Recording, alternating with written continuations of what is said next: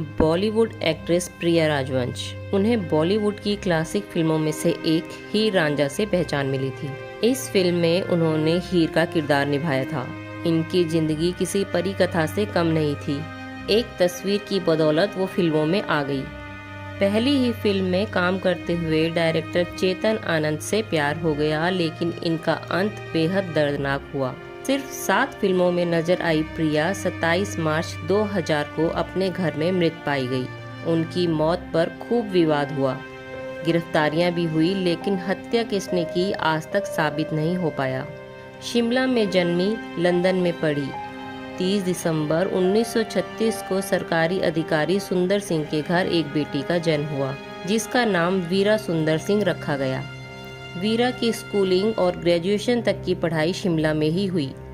फिर किसी प्रोजेक्ट के सिलसिले में सुंदर सिंह का ट्रांसफ़र लंदन हो गया और वीरा भी परिवार के साथ लंदन पहुंच गई। यहाँ वीरा ने लंदन के royal academy of dramatic arts में एडमिशन ले लिया।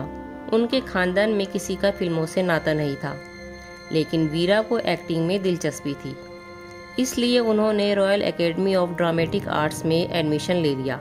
वीरा एक्टिंग सीखने लगी और इसी दौरान उन्हें मॉडलिंग के भी ऑफर मिलने लगे। एक दिन लंदन के एक फोटोग्राफर की नज़र वीरा की खूबसूरती पर पड़ी और उसने उनकी कुछ तस्वीरें चुपके से क्लिक कर ली। एक प्रोग्राम के दौरान लंदन से ये फोटोग्राफर भारत आया, जहां उसने सबसे पहले फिल्म मेकर ठाकुर रणवीर सिंह को ये तस्वीरें दिखाई। रणवीर ने तस्वीरें देखी तो वो प्रिया की खूबसूरती निहारते ही रह गए। फिल्म इंडस्ट्री में जिसने भी वीरा की तस्वीरें देखी वो उनका दीवाना हो उठा। सब ये जानने को बेताब हो उठे कि आखिर ये लड़की कौन है।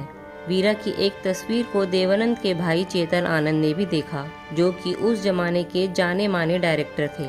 1963 में जब चेतन ने भारत चीन वॉर पर फिल्म हकीकत बनाने की प्लानिंग की, तो उन्होंने वीरा को फिल्म में कास्ट करने का मन बना लिया।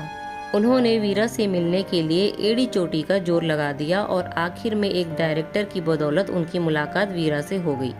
चेतन ने वीरा को हकीकत में काम करने का ऑफर दिया, जिसे उन्होंने स्वीकार भी कर लिया। फिल्म की शूटिंग से पहले चेतन ने वीरा का नाम बदलने की सलाह दी और उनका नाम रखा गया प्रिया। हकीकत रिलीज हुई और हिट रही। प्रिया राजवंश चमक गई और फिल्म मेकर्स उन्हें फिल्म में कास्ट करने को बेताब हो उठे। उधर शूटिंग के दौरान चेतन प्रिया को पसंद करने लगे। वो प्रिया की खूबसूरती पर फिदा हो गए। हकीकत की शूटिंग के दौरान ही उनका नाम प्रिया से जुड़ने लगा और बॉलीवुड के गॉसिप गलियारों में दोनों के अफेयर के चर्चे आम हो गए। ये बात ज़्यादा तेजी से इसलिए भी फैली क्योंकि चेतन पहले से शादीशुदा थे। वो प्रिया से 15 साल बड़े थे। चेतन अपनी शादीशुदा जिंदगी से खुश नहीं थे और पत्नी से अनबन के चलते उनसे अलग रह रहे थे। निजी जिंदगी की परेशानियों के बीच प्रिया के साथ वक्त गुजारकर उन्हें सुकून मिलने लगा। उधर प्रिया भी उन्हें पसंद करने लगी। निजी जिंदगी की करीबी का असर रियल लाइफ पर भी हुआ। चेतन प्रिया को लेकर इतने पजेसिव थे कि वो उन्हें किसी और फिल्म मेकर के साथ काम नहीं करने देते थे। यही वजह है कि हकीकत के बाद उन्होंने जितनी भी फिल्में बनाई उनमें सिर्फ प्रिया को ही बतौर हीरोइन साइन किया। हकीकत के बाद प्रिया की दूसरी फिल्म हीर रांझा थी, जिसमें हीर के रोल में उन्हें बेहद पसंद किया गया। प्रिया ने अपने करियर में कुल 7 फिल्में की थी। 1964 में शुरू हुआ उनका फिल्मी सफ़र फिल्म हाथों की लकीर पर ख़त्म हुआ और यही उनकी आखिरी फिल्म भी साबित हुई। इसकी वजह ये थी कि चेतन आनंद ने हाथों की लकीरों के बाद फिल्में बनाना बंद कर दिया था।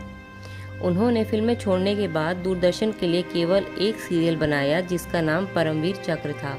चेतन आनंद ने फिल्में बनाना छोड़ा तो प्रिया का करियर भी खत्म हो गया, क्योंकि वो किसी और फिल्म मेकर के साथ काम नहीं करती थी।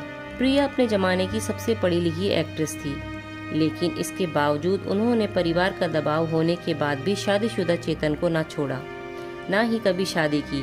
दोनों लिव इन में चेतन आनंद के जुहू के रुइया पार्क बंगले पर साथ रहते थे। चेतन के 2 बेटों को ये बात बिल्कुल पसंद नहीं थी। उनके पिता उनकी माँ से अलग होकर प्रिया के साथ एक बंगले में अलग रहते हैं। दोनों ही बेटों विवेक और केतन को प्रिया फूटी आंख नहीं सुहाती थी।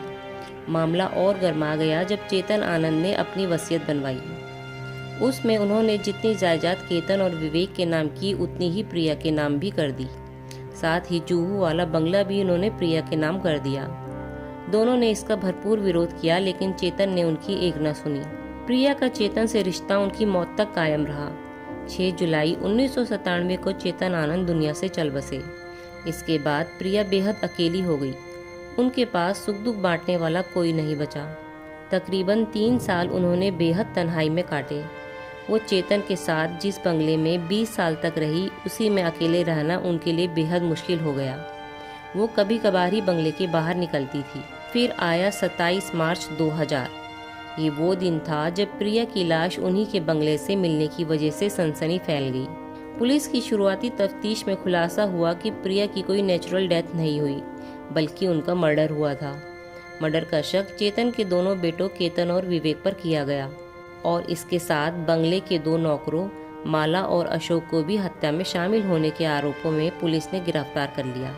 दरअसल चेतन के बेटों से खराब संबंधों का जिक्र प्रिया ने अपनी डायरी में भी किया था और उन्होंने अपनी जान को खतरे का अंदेशा भी जताया था। उन्होंने डायरी में ये भी लिखा था कि चेतन की मौत के बाद उनके बेटे उन पर बंगला छोड़ने और वसीयत में चेतन द्वारा उनके नाम की गई जायदाद को लौटाने का दबाव बना रहे हैं। इसी को आधार बनाकर पुलिस ने केतन और विवेक समेत दोनों नौकरों को गिरफ्तार कर लिया। इन्हें सजा भी सुनाई गई, लेकिन नवंबर 2002 में इन्हें जमानत मिल गई। 2011 में कोर्ट ने सबूत न होने की वजह से चारों को मामले से बरी कर दिया।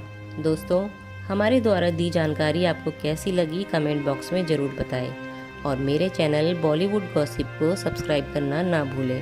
धन्यवाद।